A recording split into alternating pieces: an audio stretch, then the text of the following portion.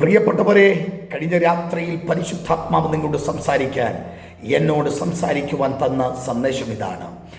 ദാവീദ് സ്വന്തം കുടുംബത്തിൽ നിന്ന് തള്ളപ്പെട്ടവനെ പോലെ കഴിയപ്പെട്ടവനാണ്.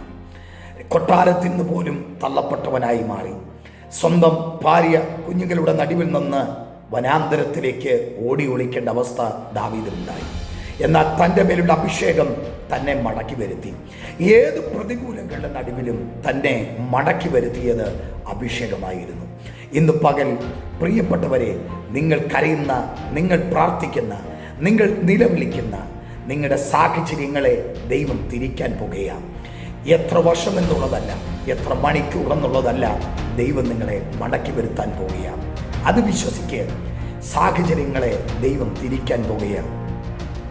ആയിരുന്ന ആ പൊസിഷനിലേക്ക്, ആയിരിക്കുന്ന അവസ്ഥയുടെ മേൽ ഇരട്ടി ശക്തിയോടെ, ഇരട്ടി മാന്യതയോടെ ദൈവം നിങ്ങളെ മടക്കി വരുത്തും. ഇന്ന് പകൽ അതെ, അഭിഷേകം നിങ്ങളുടെ മേൽ ചലിക്കും. അഭിഷേകം മുഖത്തെ തകർക്കുമെങ്കിൽ നിങ്ങളുടെ പ്രതികൂലങ്ങളുടെ മേൽ ഇന്ന് പകൽ ദൈവിക വാഗ്ദത്തങ്ങളുടെ മേൽ, പ്രവചനങ്ങളുടെ മേൽ, ദൈവിക അരുളപ്പാടുകളുടെ മേൽ ദൈവത്തിൻ്റെ ആത്മാവ് ഇറങ്ങിച്ചെന്ന് സാഹചര്യങ്ങളെ തിരിക്കാൻ പോകുകയാണ്. തിരിച്ചിരിക്കും. 100% നിനക്ക് വേണ്ടി സാഹചര്യങ്ങളെ തിരിക്കും. ഒരു വൃക്ഷമായിരുന്നാൽ അതിന് പ്രത്യാശയുണ്ട്.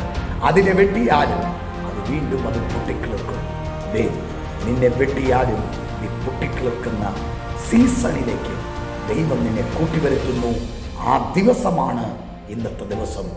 വേഗം ദൈവസന്നിധിയിൽ കണ്ണുകളെ അടച്ച് ദൈവസന്നിധിയിൽ പ്രാർത്ഥിച്ച് നിന്റെ സീസൺ തിരിയുന്നു.